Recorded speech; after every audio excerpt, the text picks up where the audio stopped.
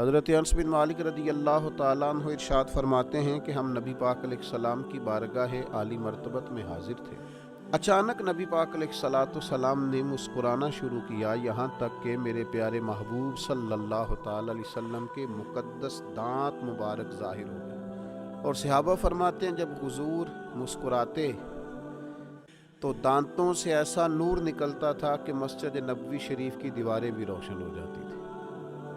حضور مسکرائے تو سیدنا عمر رضی اللہ تعالیٰ عنہ نے عرض کیا کہ یا رسول اللہ صلی اللہ تعالیٰ علیہ وسلم، میرے ماں باپ آپ پر قربان ہو، کس بات پر آپ ہنسے؟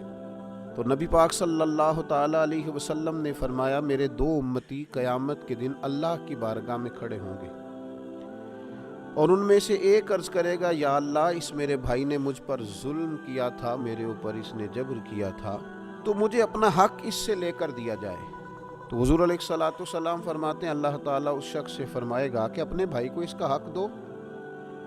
عرض کرے گا، مالک میرے پاس تو اب کوئی نیکی بچی نہیں، کہاں سے حق دوں؟ تو اب وہ جو مدعی ہے، جو دعویٰ کر رہا ہے کہ میرا حق اس سے لے کے دیا جائے، وہ عرض کرے گا، مالک پھر میرے گناہ ہی اس پر ڈال دیے جائیں۔ حضور مسکرا رہے ہیں، جناب انس بن مالک فرماتے ہیں، لیکن اس بات پر آ کر حضور کی آنکھوں میں آنسو آ گئے۔ نبی کریم صلی اللہ تعالیٰ علیہ وسلم فرمانے لگے، وہ بڑا ہولناک دن ہوگا قیامت کا۔ لوگ اس دن تلاش کریں گے کہ کوئی ایسا شخص ہمیں ملے، ضرورت محسوس کریں گے کہ جو ہمارا بوجھ اٹھائے۔ اب وہ شخص عرض کرتا ہے، مالک میرے پاس تو کوئی نیکی نہیں ہے، اور یہ کہہ رہا ہے میرے گناہ ہی اس پر ڈال دیے جائیں۔ تو نبی پاک علیہ السلام فرماتے ہیں اللہ تعالیٰ اس مدعی سے فرمائے گا، ذرا سر تو اٹھا، جنت کی طرف تو دیکھ۔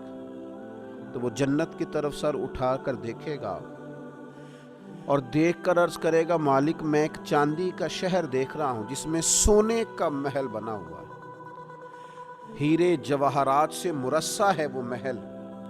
اے مالک، کون اس کا مالک بنے گا؟ یہ کس کو ملے گا؟ تو اللہ تعالیٰ فرمائے گا، جو اس کی قیمت ادا کرے۔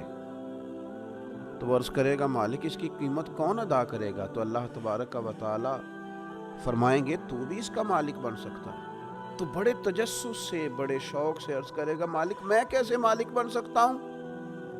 تو اللہ فرمائے گا، تو اپنے بھائی کو معاف کر دے، میں تجھے اس محل کا مالک بنا دیتا ہوں۔ کر دے معاف اپنے بھائی کو، درگزر کر اپنے بھائی سے، بھول جا اس کی خطاؤں کو، کچھ دیر کے لیے چھوڑ دے جو اس نے غلطیاں کی، تو معاف کر دے اسے، اور میں اس محل کا تجھے مالک بناتا ہوں۔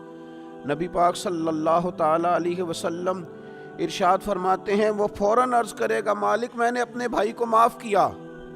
تو اللہ تبارک و تعالیٰ ارشاد فرمائے گا، اس کا ہاتھ پکڑ اور پھر اسے جنت میں ساتھ لے جا۔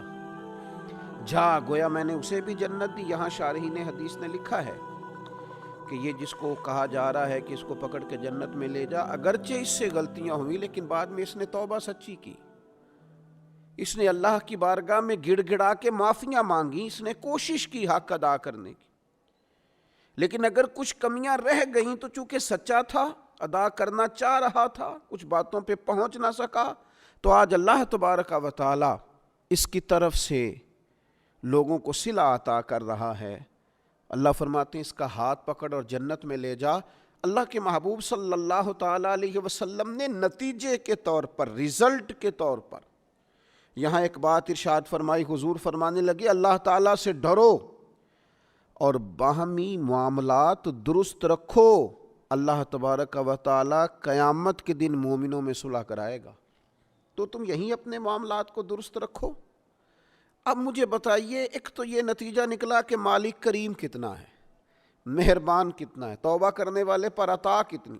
دوسرا، حضور کی علم و حکمت کی اس گفتگو سے سمجھیے کہ اللہ درگزر کرنے والے کو عطا کتنا کرتا ہے۔ اور پھر یہ بھی دیکھیے کہ صلح کرانا کتنا مقدس کام ہے۔ دو بھائیوں کو ملا دینا، قریب کر دینا، روٹھے ہوں کو ایک دوسرے کے قریب کرنا کتنا عظیم کام۔ تو نبی پاک علیہ السلام کی اس خوبصورت بات سے، اس انتہائی معنی خیز حدیث سے اپنے لیے موتی حاصل کریں، دل کو بڑا کریں، سینے میں گنجائش پیدا کریں اور اپنوں کے لیے درگزر کا دروازہ کھولیں۔ اللہ تعالیٰ سمجھنے کی توفیق عطا فرمائے۔